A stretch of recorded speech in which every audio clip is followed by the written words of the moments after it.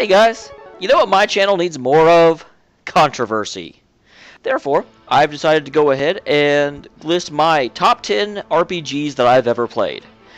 This is actually more because I keep asking you guys what you think I should play, and I thought doing this would give you a pretty good idea of what I really like, so that if there's a really good game that's not on this list, you should probably let me know about it. At least if it's like other games on this list. Quick kind of clarification before I go in, I am not going to include any game that I have not beaten yet, so don't freak out that Tales of the Abyss is not listed. It's not eligible at this time. I may redo this list in the future. This is going to be the default list of my channel, just so people kind of know what they're getting into. Breath of Fire 2 is sort of in the background here because it is not one of the 10 best RPGs I've ever played, but it is the first RPG I've ever played, or I ever played. So I want to kind of give it an honorable mention by putting it here. It's not really number 11, I don't think. I had never actually figured it out that far, but I just wanted to kind of give it sort of a nod. So here we go. We're going to count them down, and once we finish counting them down, after each one, I'll kind of give a little blurb about what about that game makes me love it more than the game before, which is where the controversy comes in. So everyone can tell me I'm wrong. So, without further ado, number 10. Valkyria Chronicles. Valkyria Chronicles is a very imperfect game. There's a lot of things about Valkyria Chronicles that make it not the best game in the world. A lot of decisions they made just come through as amateurish. And a lot of, a lot of the elements of the story and elements, this game has so much potential that it doesn't explore. But I am a sucker for new things. I'm a sucker for new ideas. And the Valkyria Chronicles is certainly a new idea. It is the first and really only first-person tactically based RPG that I've ever heard of. And they did it pretty well. I mean, obviously I played it. You can see what I thought about it for the whole game. But I really like this title. I think it was very ambitious and very brave. However, I can't put it much higher on my list than number 10 because there are so many problems with its presentation. I'm sure the later installments got better, but unfortunately, I don't have a DS or a, Vita or whatever you need to play them, so I'll never really know, will I? The thing that makes it better than all the other games on this list is what I just said. I can't compare them directly because this is the first game on the list. Number 9. Ah, yes, Skyrim. Skyrim was one of the biggest games that came out in the year it came out. Was it 2011, I think? But yeah, it was a huge game that year, and it deserves every bit of its fame. Skyrim was a massive undertaking and an equally massive success. They finally, thank goodness, could dumb down the controls enough for stupid people like me so I could get into the game. I'll tell you, I tried to play Morrowind, and I failed. Morrowind, there was so much about that game that I didn't get, and so much about the control scheme that seemed archaic and obscure, that I just gave up on it. Skyrim, I understood. I know there were a lot of purists that really hated how easy they made Skyrim, but the ease is the only reason I played it. The more work I have to put in to understand your game, the less likely I am to actually appreciate it. And that's exactly what we saw here. What made Skyrim better than Valkyria Chronicles for me was all presentation. They're both good games, and Valkyria Chronicles actually kind of has a more impactful story, but Valkyria Chronicles just has so many problems. Skyrim was simple joy to play. There wasn't ever a point where I was playing it and I kind of, had to take a step back and go, ugh. And that was unfortunate. The thing that stands out to me the most about Valkyria Chronicles, and what makes it lower than Skyrim on my list, is like, in the middle of the epilogue, you go back to the book and have to press X again to watch the rest of the epilogue, and I'm like, what is the point of this? What? So Skyrim was just more professionally put together. And so I noticed, there were times I noticed problems in Valkyria Chronicles, and I had to examine Skyrim to find them, which is kind of what you look for in a top 10. Number 8. The Legend of Zelda, Link's Awakening. I bet none of you expected this game on here. I don't actually know if Zelda counts as an RPG, but I'm counting it. You know, the one, you get stronger as you go through the game, you gain more powers, you gain more items. The only thing that makes it not a traditional RPG is the fact that it's just you instead of a party. But darn it, Skyrim made the list and none of you complained, so there we go. I am a sucker for all the Zelda games. I love all the Zelda games, but Link's Awakening just holds a special place in my heart. And partially this is because I started playing Zelda games with Link to the Past. I didn't play Zelda 1 or Zelda 2, and starting with Ocarina of Time, they kind of changed the way they approach Zelda games. What always seemed to happen is that as you got more and more stuff, you unlocked more and more of the world. However, with Link to the Past and Link's Awakening, you basically had access to the whole world from the beginning. All the items really did for you was unlock the next dungeon. So it was much more open world content, much more go around and explore and see what you can see. It didn't feel like they were holding my hand as much in that game, and there was a whole much more to explore. You know?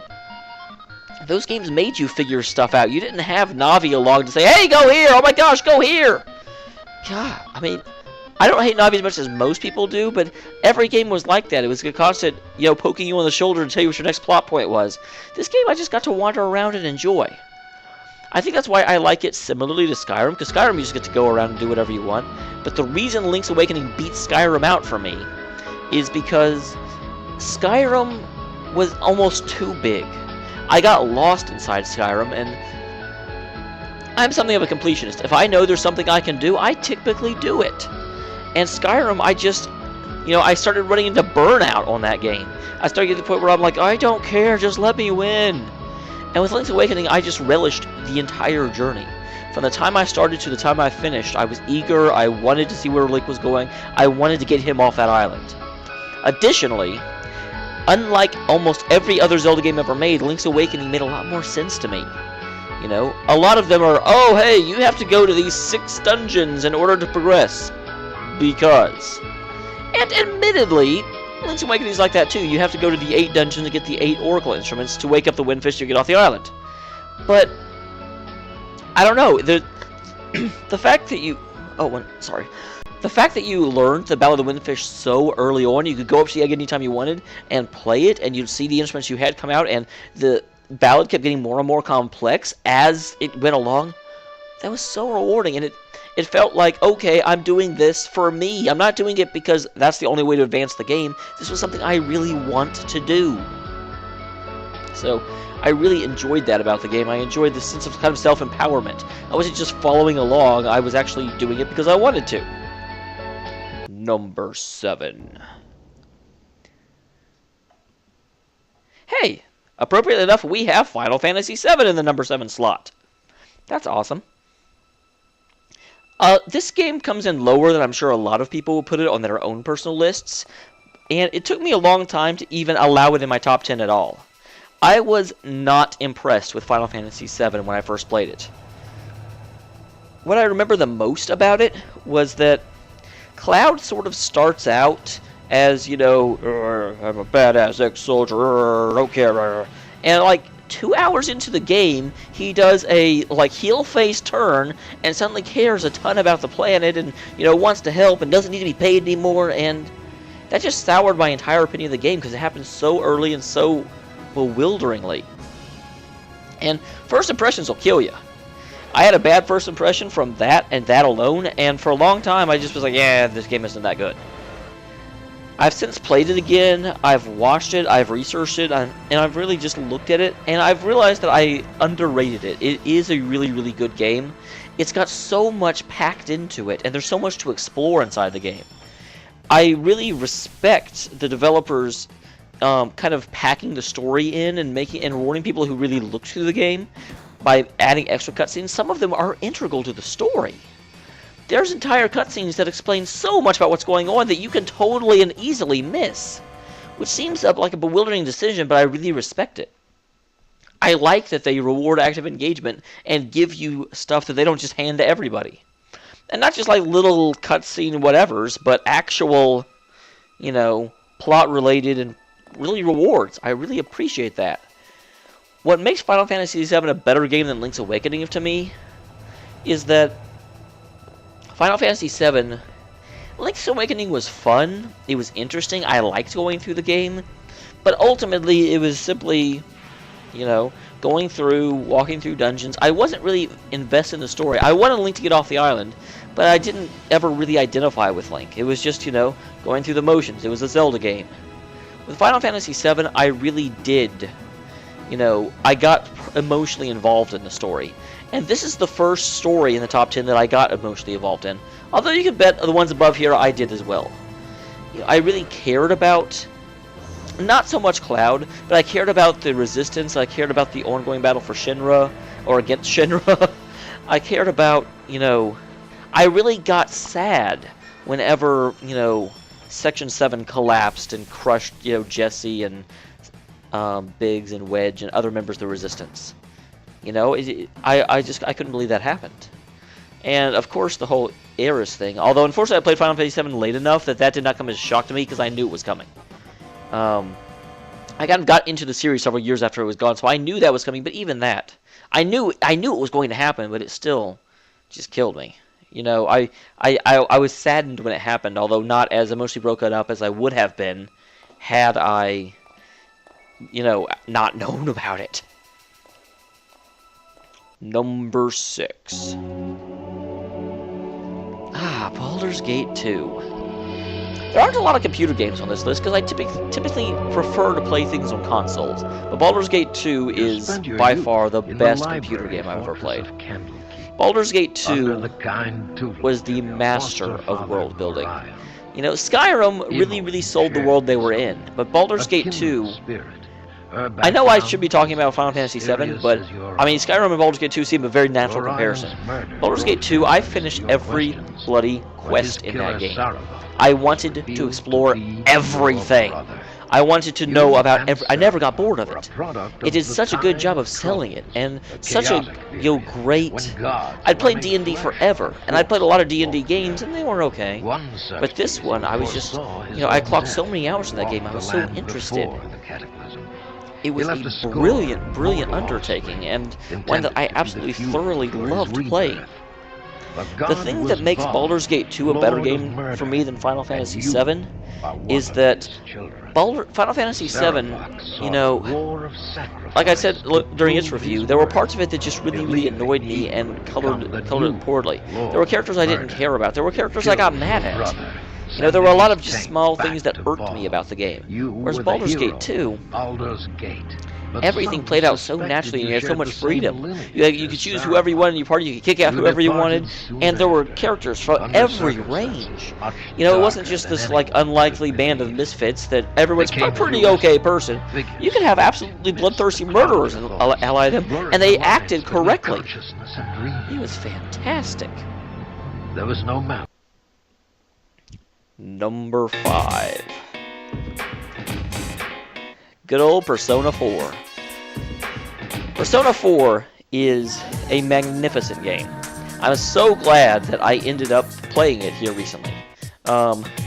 It is a just absolute joy to play. It's one of the few games that really, it wasn't a, you know, intellectually challenging game. I didn't really have to consider it all that closely.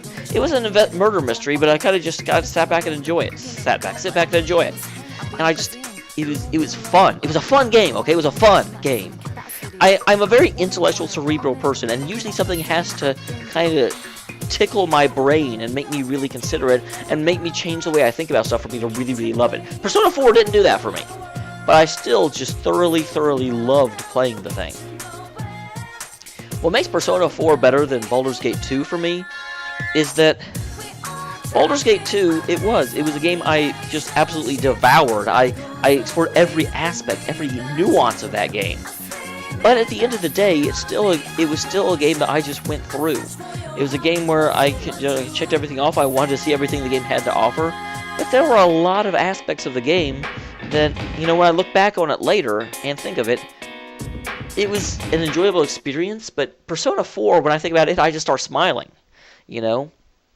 I talked about emotional investment back when I was on Final Fantasy VII. Persona 4 was even more the case. Persona 4 just makes me happy, you know? And that's why it's kind of the entry barrier for this top 5. These top 5 games are games that just... I almost can't even explain why, but they just touch me at an emotional level and just bring out natural joy. Number 4.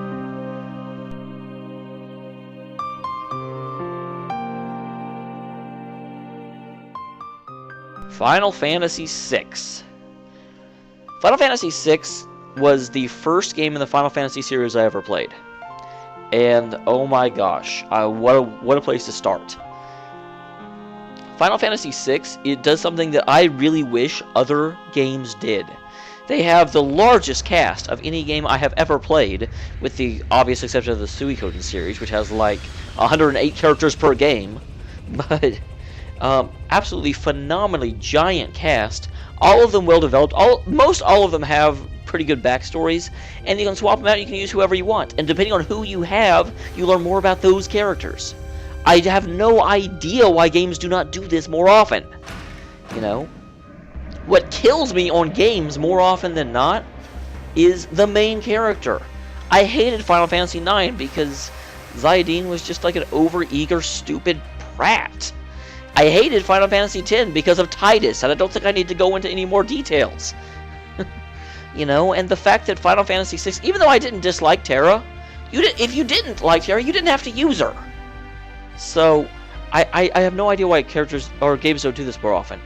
And beyond that, it was just so many things in this game, you know, move me to think about them. You know, the brothers Figaro, and their kind of struggle for the throne, and, you know, Sabine going out and then eventually coming back to the country. The Kelly's opera.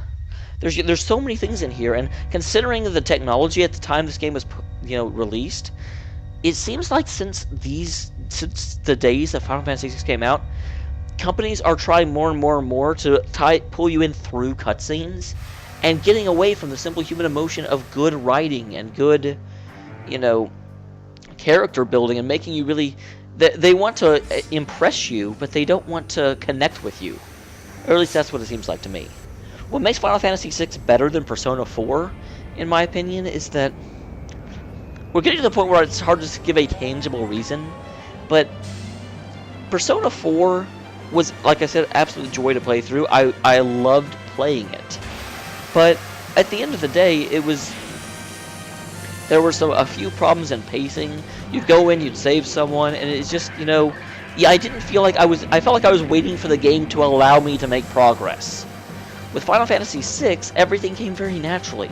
I wanted to go out, I wanted to go save this town, I wanted to go back to Narshe, I wanted to do this. You know, even though I was still following the steps of the plot, I didn't feel like I was following the steps of the plot. Whereas with Persona 4, I was just sort of like plodding along until the next thing happened.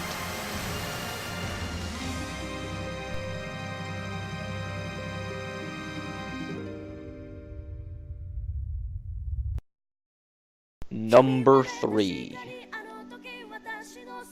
Persona 3. FES.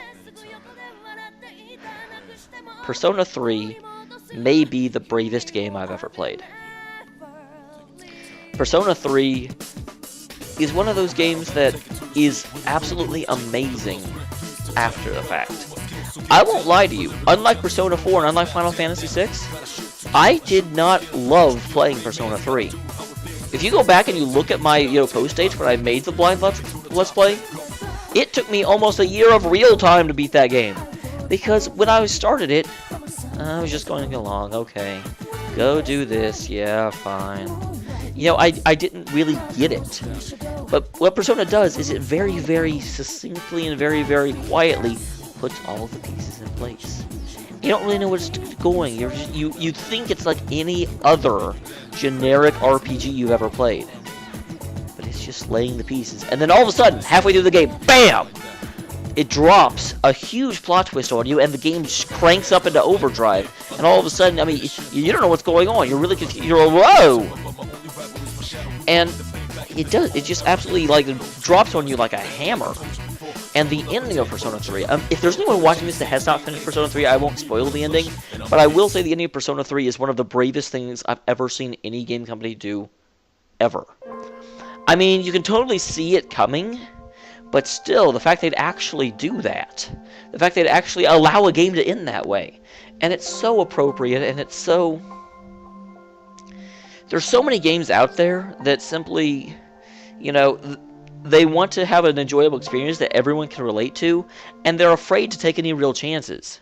So for Persona 3 to be the breakout hit that it is, and still be willing to, you know, kind of stick to the story they want to tell, oh, bravo, Atlas. Bravo. The thing that makes Persona 3 better than Final Fantasy VI, and this is interesting because remember, Final Fantasy VI beat out Persona 4, but I told you, I'm a very cerebral person. And although Final Fantasy VI really connected with me and got in tune with me and, you know, really, really kind of made me love to play and love to move through it, Persona 3 took my breath away. You know, when I finished it, I swear, I don't think I recorded this part, but after I finally beat the game and stopped recording, I probably sat there for 5-10 minutes just sitting there in a daze. I mean, it's just, it actually... I had to really, really relate to it on an intellectual level. I had to really understand it, and it was. I couldn't play any games after Persona 3 for about a week. It's pretty common for me to take a week off when I finish a major project, but that's just to do something else and to not have to, you know, record my thoughts and do stuff like that. With Persona 3, I took a week off just because I had to come to terms with what I just played. It was that good. It was that kind of, you know, impactful, I guess. I don't know the right word for it. I still don't. Number 2. Suikoden 2. I mean, at this point, we're just getting to such just marvelousnesses. Yeah. Suikoden 2 is a game that, obviously, it's number 2 on my list. I love it. I loved every second of it. I almost never go back and replay games. It's not something I make a habit of. But with Suikoden 2, I did. I have played Suikoden 2 4 times, which is unheard of. Sometimes when I really like a game, I'll play it twice. I played Suikoden 2. Then I went back and played it again so I could get everything. Then I went back and played it again so I could show a friend, you know, the ending of it. And, you know, just go through it with one of my friends. Then I did the same thing with a different friend, online. You know, I never get tired of playing this thing. Suikoden 2 is also a brave game. I don't know if this is necessarily as brave as Persona, but they tell a story that you should not tell in an RPG. They tell a story that really, I mean, it's a poetic story. It's a story about frustration and powerlessness and being forced into a role that's bigger than you are, and all these great, lofty ideals that belong in literature. They don't belong in video games, but they do it so well. This is the game that we need to be making. This is exactly what we should be doing, and no other company is willing to do it. And I'm so disappointed in Konami that they haven't kept doing this. Suikoden 2 is... I don't want to talk about stuff in case you guys haven't played it, but the ending of Suikoden 2 is hidden. You've got to be paying so close attention or have someone tell you it's there in order to see the actual ending of the game. The normal ending of the game is kind of boring and blah. And you've really, really got to think about what you've played in order to realize, wait! If I go out and do this, and you run into the actual ending of the game. And even then, you have to have done so much stuff during the gameplay to get to the real ending. They make you work so hard, but, you know, working isn't bad. There's so many games that just sort of give you everything. Suikoden 2 really, really makes you earn what it gives you, and it's so much sweeter because of it. What makes Suikoden 2 better than Persona 3, in my opinion, is just... I have a hard time saying it, because, again, we're getting to the point where I love these games so, so much. I think it's because Persona 3, although it, you know, just absolutely has a clinch and a chokehold on my, you know, heart and my emotions and, you know, my brain, and just absolutely absorbs me. It's a game that stays with me and absolutely had an impact on me the first time I played it. I don't think I would love playing it as much a second or a third time. This game I've played 4 times. This game, you know, it does everything Persona 3 does, but it's still just a joy in its presentation and ease of control. I do not have any issues continuously picking it up and going through it again. And I just love watching it. The characterization is so good. And Persona 3 is too, don't get me wrong, but it's just, you know, it combines the joy of Persona 4 with the emotional impact and just the awe I have of Persona 3 into one game. Number 1. Chrono Trigger. Chrono Trigger is possibly the perfect game. Which is astounding. If you've actually read about how it came together, it was such a crapshoot. But they managed to make the perfect game. Chrono Trigger almost defies my expectation. It's a very, very simplistic game. It is not nearly the emotional roller coaster of Persona 3, or the, you know, brave, almost daredevilism of Suikoden 2 to hide the actual stuff from you. But it's, like I said earlier, I get very, very impressed by anyone that is willing to, you know, do something new, do something that other people aren't doing, and no one had ever done something like Chrono Trigger. It was so simple and so clean, but so unexpectedly amazing. The thing that I love about Chrono Trigger is how well it works. You know, you have all these different time periods, and you could jump back and forth between them. It's like you have complete freedom over the world, but it's actually like 6 different worlds, and you totally accept all of them.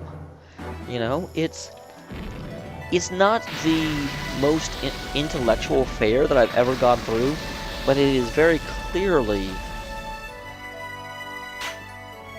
I'm at a loss for how to describe it. It's just so fulfilling and so well put together. The plot flows, everything makes sense, and it has so many seemingly branching paths. But you know, you can finish the game and you can fight the last boss anytime after the first third of the game. And you'll probably lose, but it is. You have so much more freedom in that game to do whatever you want, and so the characters work together in a way I have not seen in any other game since.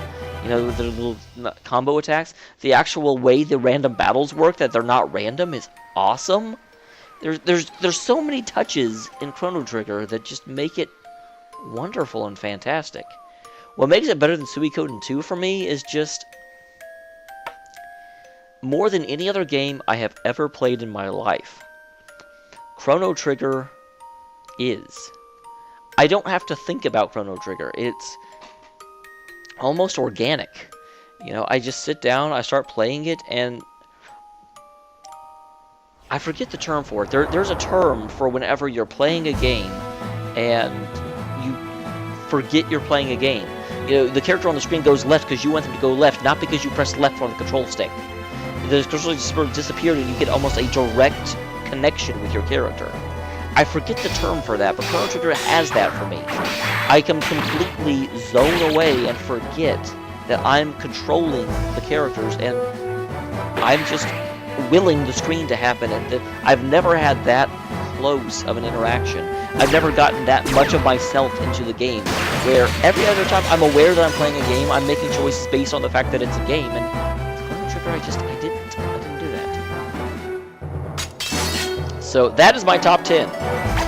As always, feel free to disagree, feel free to post in comments, and let me know, are there games that you think I need to play because they weren't on this list? Are there games that, you know, you disagree? Is there a game that's better than this one? For the most part, you know, as long as it's constructive, I'll love to read it, I'll love to consider it. As long as it's, you know, if you're just absolutely mean and jerk-face, no, I'm not listening to you, go away. Go away. But, for a nice little 30-minute top 10, thank you for tuning in, and enjoy the fighting below. Thumbs up.